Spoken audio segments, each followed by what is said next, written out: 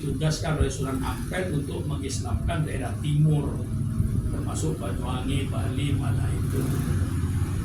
Hasilkan ketika itu Kerajaan Belambangan itu ditimpa wabah penyakit, termasuk istrinya Raja Belambangan itu sakit, diobatin kemana-mana nggak bisa. Akhirnya diadakan sayembara, barang siapa yang bisa menyembuhkan anak saya nanti langsung saya kawinkan dengan anak saya putri ini. Lalu Minangkabau panglimanya tuh mencari orang, kelihatan Maulana Ishak ini sedang bertapa di sebuah gunung di daerah Jember. Kelihatan bersinar, didatangi oleh Minangkabau, itu didatangi terus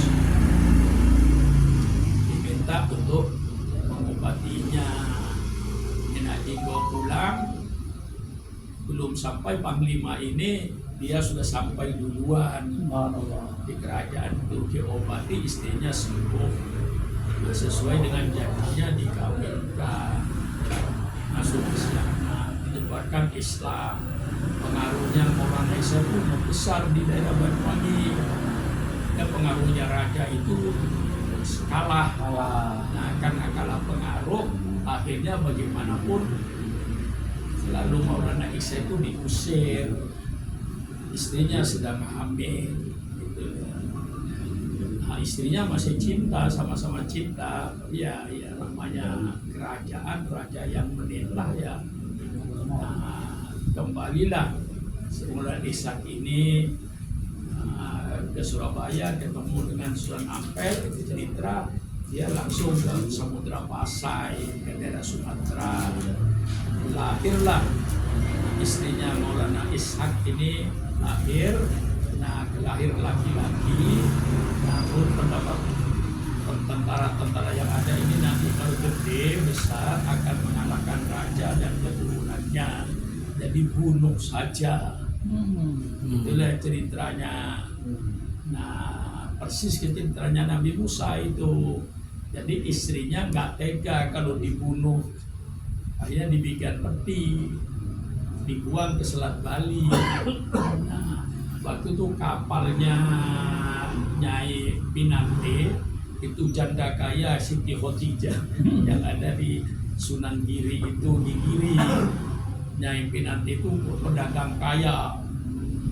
Nah, kapalnya itu nakodanya namanya Abu Hurairah. Sampai di Selat Bali kapal tidak bisa bergerak, maju nggak bisa, mundur nggak bisa.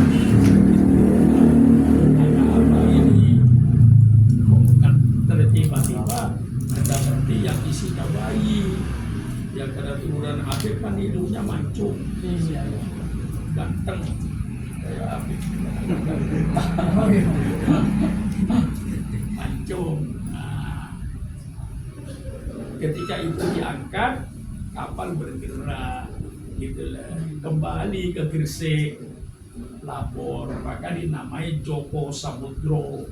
Anak laki ini nama Joko Samudro, ngerti Joko Samudro, pemuda laut.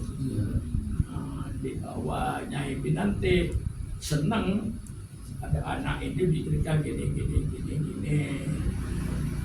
Nah, gede-gede diajak dagang ke Banjarmasin, diantar ke rumahnya.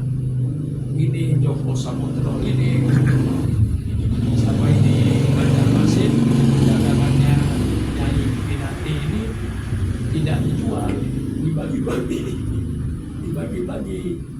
Nah, yang namanya kapten kapalnya Abi Hurairah itu, gimana nanti saya baliknya ke Gresik, dagangan habis, duit kagak ada. Lalu ditanya, bagaimana ini nanti kita? Gampang, kata dia. Udah batu-batu itu masukkan aja ke perahu ini. Batu-batu apa kayu, barang-barang masukkan aja. Nah, ternyata pulang ke Gresik, semua barang yang dimasuk merupakan barang-barang yang biasa diambil dari Banjarmasin untuk dibawa ke Gresik itu, menjadi berupa barang dagangan. Nah, melihat keadaan ini, tentu Nyai Pinantinya itu heran. Nah, setelah besar-besar waktu belajar, dia dipesantrenkan ke Sunan Ampel dengan jalan kaki. Tapi menurut Sohibul Hikayat, kalau Sunan Giri ini mau ke Ampel, laut itu merapat gitu. Jadi Sunan Giri tinggal meloncat. Menurut Sohibul Hikayat, ini namanya cerita. Iya. Katanya kan itu tuh cerita. Kasih iman itu sudah tahu sejarah ini katanya. Melihat sendiri kan tidak toh. Iya. Jadi tidak ada sejarah Ainul Yakin itu enggak ada. Nah itu jadi malam-malam Sunan Ampel keliling, kok ada anak tidur keluar cahaya gitu, bercahaya gitu. Nah, Sunan Ampel sarungnya Tandain. Subuh ketika berjamaah ditanya oleh Sunan Ampel, siapa yang sarungnya terikat? Majulah Sunan Giri, saya. Iya, ini ponakannya Sunan Ampel kan, daripada Maulana Ishak kan. Nah itu yang akhirnya alim mempunyai kesaktian, mempunyai karomah menjadi Sunan Giri. Itulah. Ini udah waktu ya. Tahu? Kita